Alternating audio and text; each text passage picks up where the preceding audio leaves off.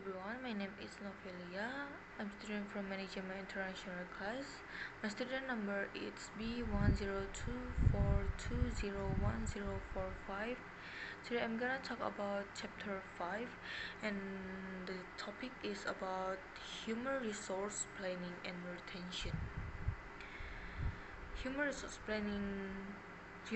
planning is a process carried out by organization to find out the organization needs for human resource or how much will be needed so that the process of achieving goals can be carried out properly. The resources planning process starts from considering the strategic planning objective of the organization, which can then be accessed on the workforce both internally and externally.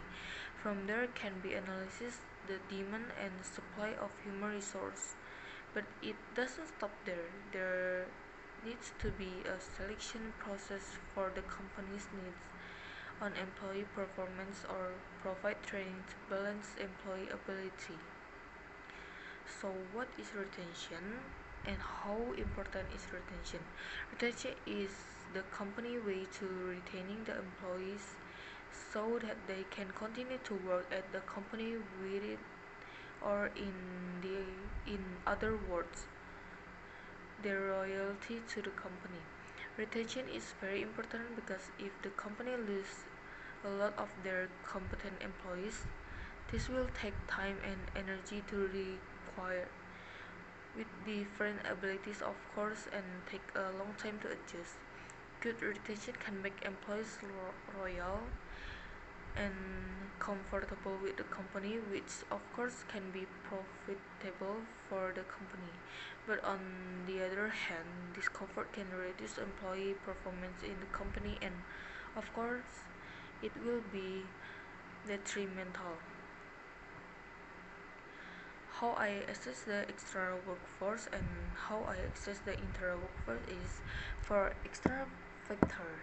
This is done by evaluating competitively, considering the influence of economic and governmental factor and estimating changes that occur in the workplace. While for internal factor, it is done by evaluating internal workforce strengths and weaknesses, counting existing employees and auditing to evaluate their abilities. Next is how I forecast my HR demand and supply. For supply and demand, an estimate is made about how many companies need employees in each field, as well as what special skill will be needed and whether they are qualified, especially if some employees choose to quit or position are left because of retirement, promotion, and so on. And I estimate my internal labor supplies is by first identifying the number of internal employees who will later be transferred from one department to another, or by promoting employees from one level to another higher level. Not only that, other policies such as pensions or employees who are undercover also affect estimate of the internal labor. So from page 1045, the lesson I get from reading the HR headline is I found that many industries are understaffed.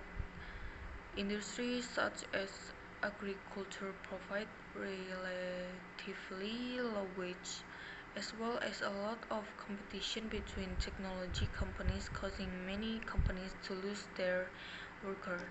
Therefore, the importance of planning and retention in HR must be expanded further due to the many changes that occur both in economic and industrial conditions in the future.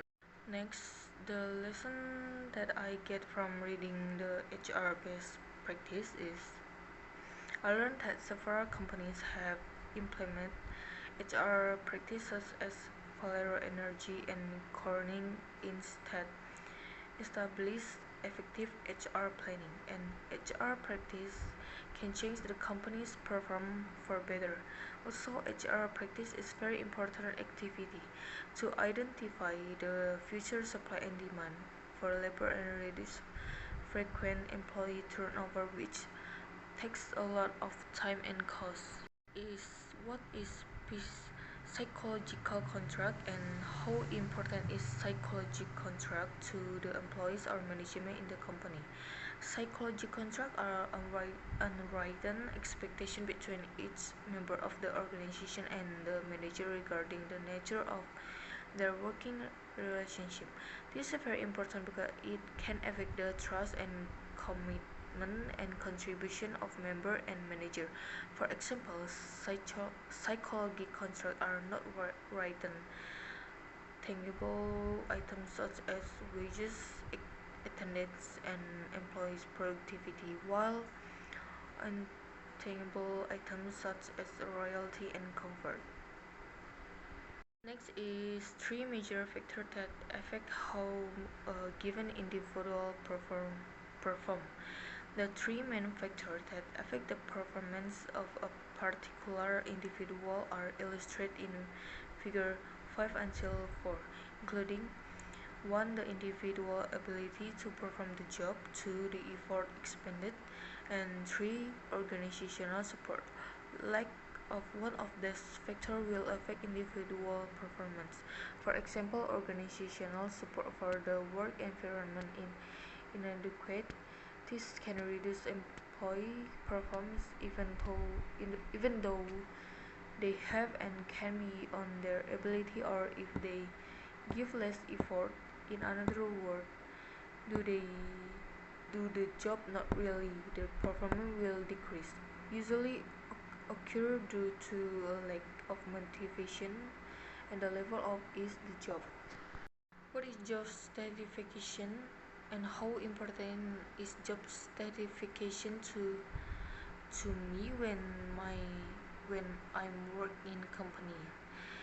Job certification is the level of employee certification with the work they do, where it is a sign of whether they like or dislike their work or the extent of their achievement during work.